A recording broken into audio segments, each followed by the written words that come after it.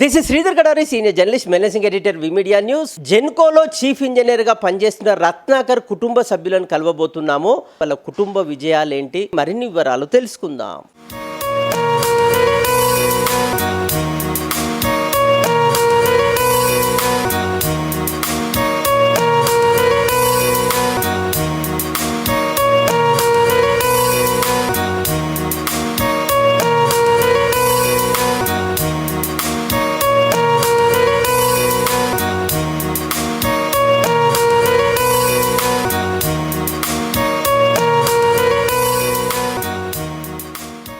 నా పేరు ధనంజయ్. నేను ఎన్టీపీసీలో సీనియర్ మేనేజర్గా పనిచేస్తున్నాను. మా నాన్నగారి పేరు రత్నాకర్, అమ్మ పేరు హైమావతి. మా నాన్న టీజీ జెన్కోలో చీఫ్ ఇంజనీర్గా పనిచేస్తున్నారు. మా నాన్న చాలా ఇన్స్పిరేషనల్ అండి. పేద కుటుంబంలో జన్మించి చాలా కష్టపడి చదివి, ఎలా అంటే తన ఉపాధ్యాయులు వాళ్ళ స్కూల్లో ఒక చాలా మంచి క్లవర్ స్టూడెంట్ తను.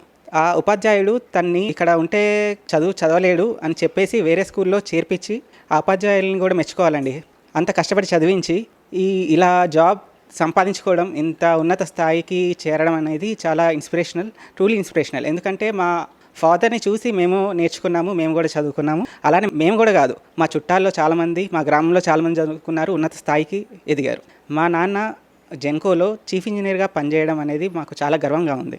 అలానే యాక్చువల్గా నేను చిన్నప్పుడు మా నాన్న పనిచేసే చోటుకి ఒకసారి వెళ్ళానండి. అక్కడ ఆ వర్కింగ్ కల్చర్, దాని తర్వాత ఆ ఇన్స్ట్రుమెంట్స్, అవన్నీ మెషినరీ అన్నీ చూసి నేను కూడా ఇన్స్పైర్ అయ్యాను. నేను కూడా మా నాన్నలాగానే ఇంజనీర్ కావాలి, ఇట్లానే ఎలక్ట్రికల్ డిపార్ట్మెంట్లో చేరాలి అని నేను కూడా ఇంజనీరింగ్లో ఎలక్ట్రికల్ డిపార్ట్మెంట్ తీసుకున్నాను. అలానే చదివాను. అట్లానే మా నాన్న ఎలాగైతే పవర్ జనరేషన్ కంపెనీలో జాబ్ కొట్టారో నేను అలానే పవర్ జనరేషన్ కంపెనీలో జాబ్ చేశాను.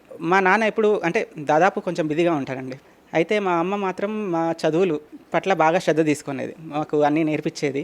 తను చదువుకుంది 7th క్లాస్ అయి ఉండొచ్చు, కానీ చదవడానికి మాకు బాగా హెల్ప్ చేసేది. ఓకే, మా నాన్నగారు కూడా వచ్చేసరికి లేట్ అయ్యేది.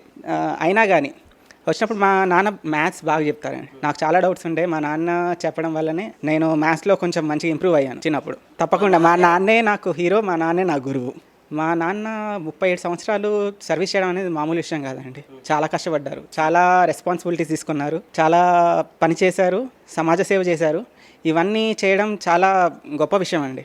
ఇంకా మా నాన్నకి విశ్రాంతి, కొంచెం రెస్ట్ తీసుకోవాలి, కొంచెం లైఫ్ కూడా ఎంజాయ్ చేయాలనిపిస్తుంది. పదవి విరమిన తర్వాత లైఫ్ కొంచెం ఎంజాయ్ చేయాలి, ప్రశాంతంగా ఉండాలి అని అనుకుంటున్నాను.